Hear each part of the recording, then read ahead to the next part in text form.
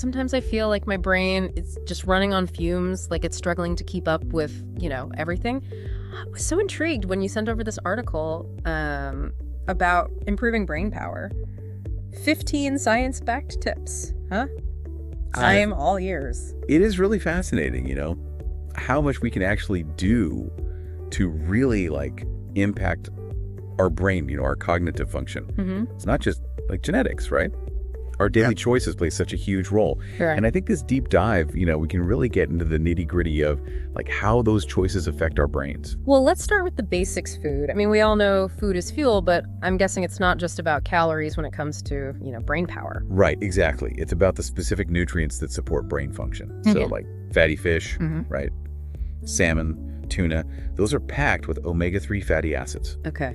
Which are crucial building blocks for brain cell membranes. Gotcha. So think of them as ensuring smooth communication between your neurons, all the wiring in there. Okay, so they're not just brain food, there's a real mechanism behind it. Absolutely. What else should we be loading up on? Blueberries.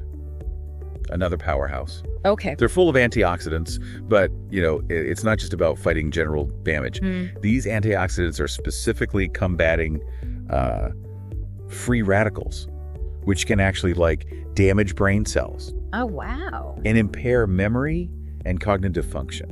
So those tiny blueberries are like little warriors protecting our brains. Exactly. What about walnuts? I know they're good for the heart. Are they brain boosters too? Absolutely. Walnuts are a great source of those healthy fats we were talking about. Plus, they're packed with vitamin E, which has been linked to improved cognitive function as we age. Okay. So it's giving your brain all the nutrients it needs to stay sharp over time. Okay, so it's not just about preventing decline, it's about actively supporting brain health as we get older. Interesting. Now, spinach, I know it's good for us, but is there a specific brain connection? Yeah. So spinach is a great source of folate, okay, which plays a critical role in neurotransmitter production. Okay. These neurotransmitters are essentially the messengers in your brain helping your neurons communicate effectively. Gotcha. So folate is crucial for everything from mood regulation to memory formation. Wow, so even something as simple as eating spinach can have a significant impact on our brain chemistry. Absolutely. Speaking of mood, I have to ask about dark chocolate. Are you telling me that indulging in a little treat can actually be good for my brain? Yes. In moderation, of course. Right. Dark chocolate, particularly the kind with high cocoa content, it's rich in flavonols. Those are antioxidants that have been shown to improve blood flow to the brain. This increased blood flow enhances cognitive function and may even boost memory and learning. So it's not just about the feel-good factor, there's actual science behind it. Exactly. I'm starting to see a pattern here. It seems like a balanced diet with plenty of variety is key. Yeah, exactly. Providing your brain with a wide range of nutrients is essential for optimal function. Now, here's something that might surprise you. Even mild dehydration can have a significant impact on your brain. Have you ever felt foggy-headed and unable to focus when you haven't had enough water? I have, yeah. I always just chalked it up to being tired, but are you saying dehydration could actually be the culprit? It definitely plays a role. Remember, the brain is about 75% water. Really? It needs water to transport nutrients, remove waste, and maintain the electrical signals that drive all brain activity. Wow, 75%. I knew water was important, but I had no idea it made up such a large percentage of the brain. So what happens when we don't get enough? Well, even mild dehydration can lead to fatigue, poor concentration, and problems with short-term memory. Oh, wow. Studies have shown that dehydration can actually shrink brain tissue, affecting everything from mood to cognitive performance. Oh, okay, that's definitely motivation to stay hydrated. So how much water should we be aiming for? The general recommendation is 8 to 10 glasses a day. But, it can vary depending on your individual needs and activity level. Right. And don't wait until you're thirsty. That's already a sign of dehydration. Right, good point. Any tips for making it more appealing? Sometimes plain water can get a bit boring. Absolutely. Try adding slices of lemon, cucumber, or fresh mint. Okay. It adds a subtle flavor, makes it more refreshing. You could also try herbal teas or infused water. The key is to find what you enjoy and make it a regular habit. All right, I'm going to try that. Now, speaking of things that are good for the brain, let's talk about healthy fats. I feel like they often get a bad rep, but they're essential for so many bodily functions. Yeah, that's right. And when it comes to the brain, Healthy fats are crucial for protecting brain cells and improving communication between neurons. Oh, okay. They help to maintain the integrity of cell membranes, which are responsible for transmitting those crucial electrical signals. So it's like they're ensuring those messages are transmitted clearly and efficiently. Exactly.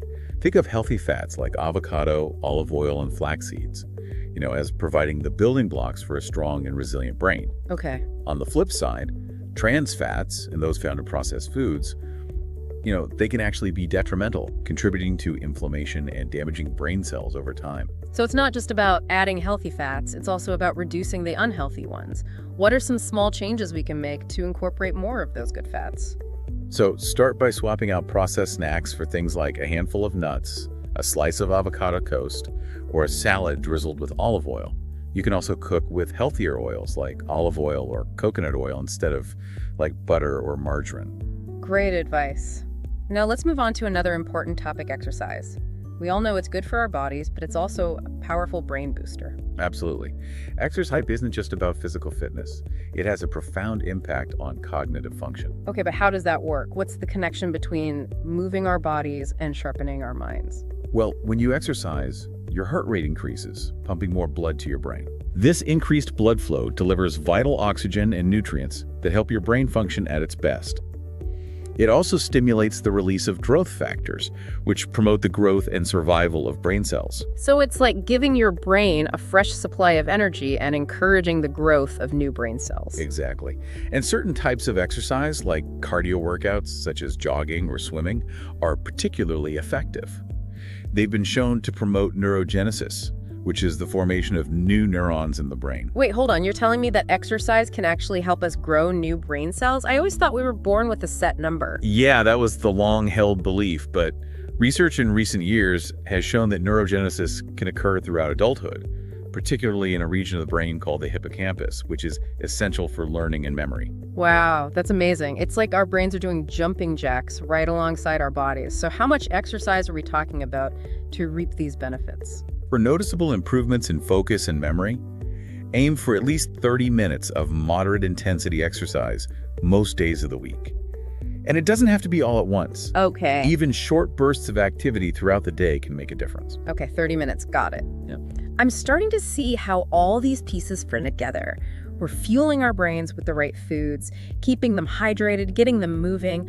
What else can we do to optimize brain health? Well, another crucial piece of the puzzle is sleep. And it's not just about feeling rested. Sleep plays a vital role in brain health. Sleep. The thing we all wish we had more of. But I know it's important. So what's happening in our brains while we sleep? So during sleep, your brain is hard at work clearing out toxins, consolidating memories, and repairing itself.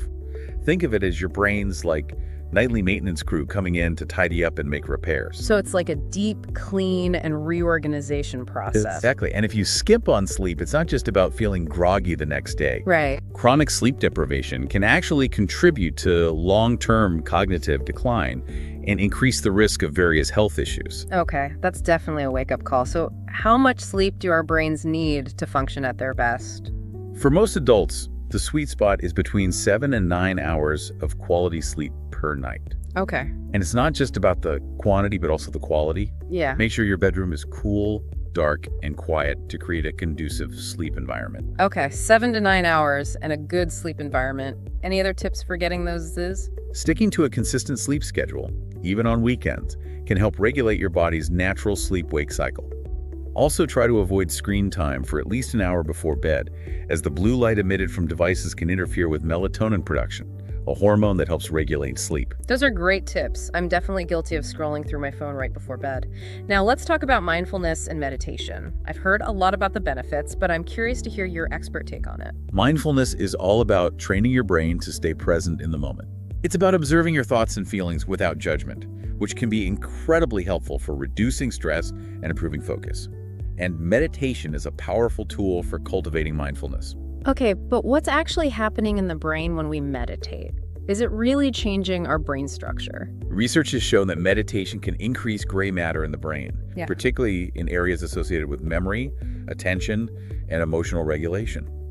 It can also strengthen the connections between different brain regions, improving communication and efficiency. So it's not just about feeling calmer, it's about physically changing our brains for the better. That's incredible.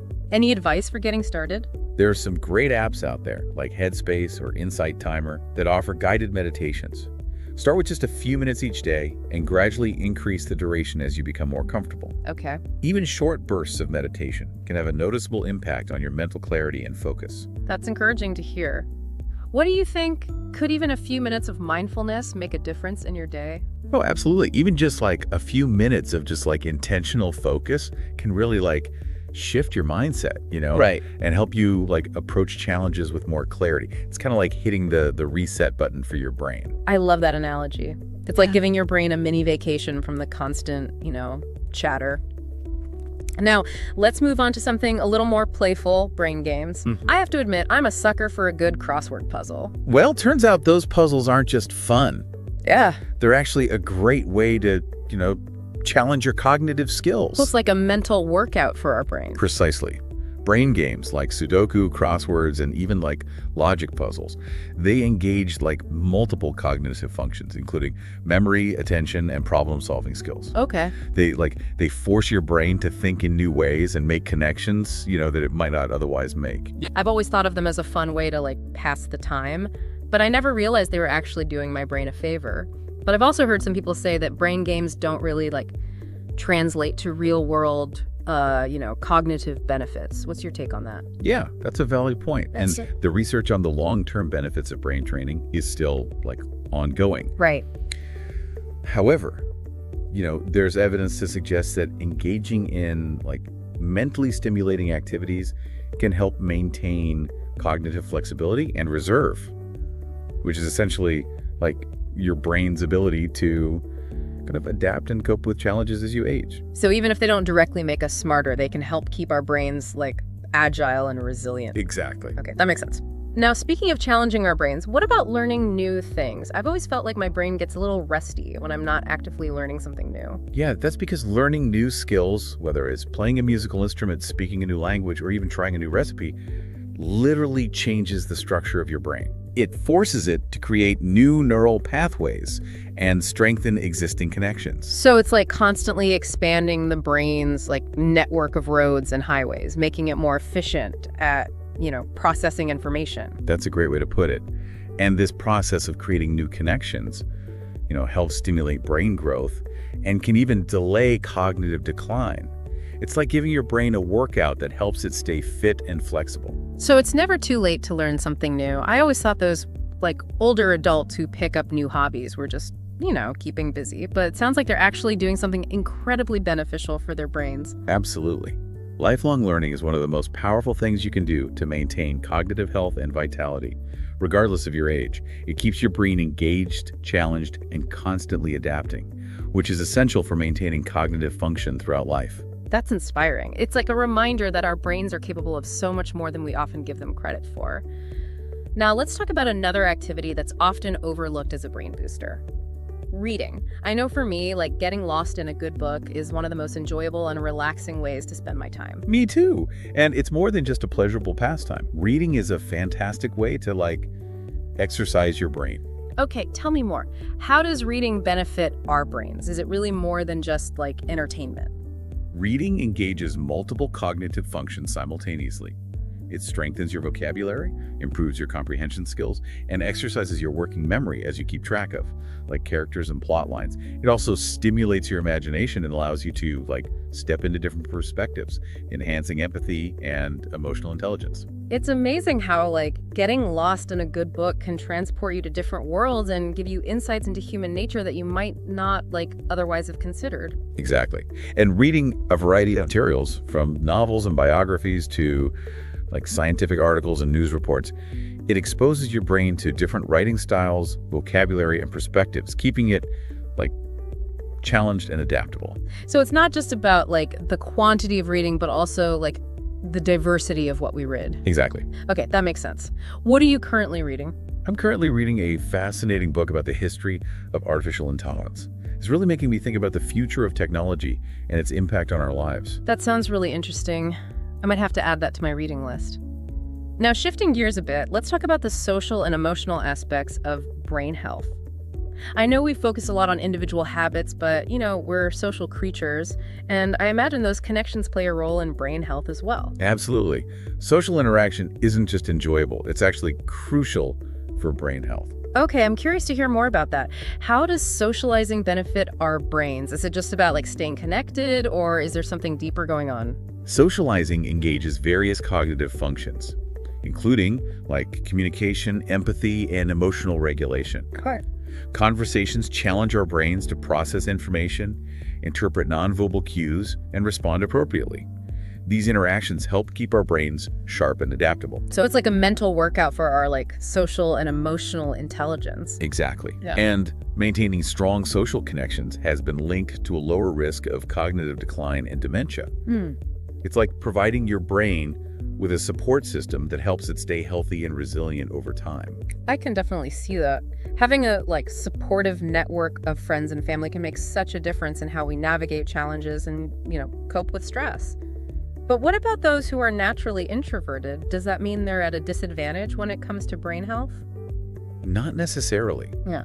While extroverts might thrive on large social gatherings, introverts might find smaller, more intimate interactions more fulfilling and mentally stimulating. The key is to find a level of social engagement that feels comfortable and enriching for you. That's reassuring to hear. It's about quality over quantity, finding those connections that truly energize and support us. Now, speaking of emotional well-being, I'd love to talk about the power of gratitude. Something I've tried to incorporate into my life more. I have to say, it really does make a difference in my overall outlook. Yeah, it's amazing how such a simple practice can have such a profound impact on our brains and our well-being. But how does it work? Is it just about feeling good, or is there something more scientific happening? So gratitude is more than just a feel-good emotion. It actually changes the neural pathways in your brain. When you focus on things you're grateful for, it activates areas of the brain associated with reward, pleasure, and social bonding. This in turn can reduce stress, improve sleep, and boost overall mood. So it's like rewiring our brains to focus on the positive, creating a more resilient and optimistic mindset. Exactly. And it doesn't have to be complicated. Simple practices like keeping a gratitude journal, writing thank you notes, or simply taking a moment each day to appreciate the good things in your life can have a significant impact. I love those ideas. It's a reminder that we have the power to shape our own brains and our own happiness. Now, on the flip side, let's talk about something that can have a detrimental effect on the brain stress. It feels like it's everywhere these days. And I know from personal experience that, chronic stress can really take a toll on my mental clarity and focus. Yeah, stress is a natural part of life, but chronic stress can really wreak havoc on our brains and our bodies. When you're stressed, your body releases cortisol, which is a hormone that helps you cope with immediate threats. So it's our body's alarm system preparing us to fight or flee. Exactly. But when cortisol levels remain elevated for extended periods, it can lead to a cascade of negative effects, including impaired memory, reduced concentration, and an increased risk of anxiety and depression. Wow, I knew stress was bad, but I didn't realize it could have such a significant impact on the brain. So what can we do to manage stress and protect our brains from its harmful effects? There are many effective stress management techniques. Exercise, as we discussed earlier, is a great one. It helps burn off excess cortisol and releases endorphins, which have mood-boosting effects. So it's not just about physical fitness, it's also about mental and emotional well-being. What other strategies can we use? Mindfulness and meditation are also powerful tools for stress reduction. They help train your brain to focus on the present moment and let go of anxious thoughts. Right, we talked about the benefits of mindfulness earlier. Are there any other practical tips for managing stress? Sometimes it feels like it's just unavoidable. It's important to identify your personal stress triggers and develop healthy coping mechanisms. For some people, it might be spending time in nature, listening to music, or talking to a friend. For others, it might be engaging in creative activities or practicing relaxation techniques like deep breathing or yoga. The key is to find what works for you and make it a regular part of your routine. That's great advice. It's about finding those activities that help us, de-stress and recharge. Now, let's move on to something that might seem a bit unexpected when it comes to brain health, our physical environment. I know I'm definitely more productive when my workspace is tidy and organized. Yeah, that's because our physical environment can have a direct impact on our mental state. Mm-hmm. Clutter can be distracting and overwhelming, making it difficult to focus and think clearly. So it's not just about aesthetics, it's about creating a space that supports cognitive function. But does it really make that much of a difference? Studies have shown that a cluttered environment can increase stress levels and impair cognitive performance. Conversely, a tidy and organized workspace can improve focus, boost productivity, and promote a sense of calm and control. So a tidy space equals a tidy mind. Precisely. And it doesn't have to be perfect. Even small changes like clearing off your desk or organizing a specific area can make a difference. The key is to create a space that feels calming and conducive to focus. Okay, I'm going to try that. Now, I've heard that routine can also be beneficial for brain health. Is that true? I have to admit, I'm not always the best at sticking to a routine, but I'm curious to hear why it might be important. Routines are incredibly beneficial for brain health because they reduce decision fatigue, freeing up mental energy for more important tasks. Decision fatigue, what's that? It's the mental exhaustion that comes from making too many decisions throughout the day. Every decision we make, no matter how small, depletes our cognitive resources. So by establishing routines, we're essentially automating certain aspects of our day, freeing up our brains to focus on more demanding tasks. So by establishing routines, we're essentially automating certain aspects of our day, freeing up our brains to focus on more demanding tasks. Exactly. This allows our brains to operate more efficiently and conserve energy for creative thinking, problem solving, and other higher level cognitive functions. So that makes a lot of sense. So what are some examples of routines that can benefit, brain health? So planning your day ahead, setting priorities, and sticking to consistent habits for things like waking up, eating, and exercising that can all help reduce decision fatigue and improve mental clarity. It's about creating structure and predictability in your day, which frees up your brain to focus on the things that matter most. Do you thrive on routine or do you prefer flexibility? I find that a balance of both works best for me. Having a basic routine provides, structure and stability, but I also allow for flexibility to adapt to unexpected situations and embrace spontaneity. I think that's a good approach. Too much rigidity can be stifling, but a little structure can definitely help create a sense of calm and control. Now, before we wrap up, I want to touch on one final point that we've alluded to throughout this conversation: lifelong learning. Yes, lifelong learning is absolutely essential for brain health and longevity. Our brains are wired to learn and adapt throughout our lives, and continuing to challenge ourselves mentally is one of the best things we can do to maintain cognitive function and vitality as we age. I love that. It's a reminder that our brains are constantly evolving and adapting. But why is lifelong learning so crucial for brain health? What's actually happening in the brain when we engage in new learning experiences? When we learn new things, our brains form new connections between neurons, strengthening existing pathways and creating new ones. This process, known as neuroplasticity, is essential for maintaining cognitive flexibility, improving memory, and enhancing overall cognitive function. It's like giving your brain a workout that helps it stay sharp and adaptable. So it's not just about acquiring knowledge, it's about keeping our brains active and engaged. What are some practical ways we can, incorporate lifelong learning into our lives? Well, it doesn't have to be about, formal education. It could be as simple as reading books and articles, taking online courses, pursuing hobbies, learning a new language, or even just, having engaging conversations with people who have different perspectives. Yeah, I love that. It's about finding those activities that spark our curiosity and challenge us to, think in new ways. I've noticed that even simple things like trying a new recipe or taking a different route to work can make me feel more mentally alert and engaged. Exactly. Yeah. It's about breaking out of those routine patterns. Right. And exposing our brains to new experiences. The more we challenge ourselves mentally, the more adaptable and resilient our brains become.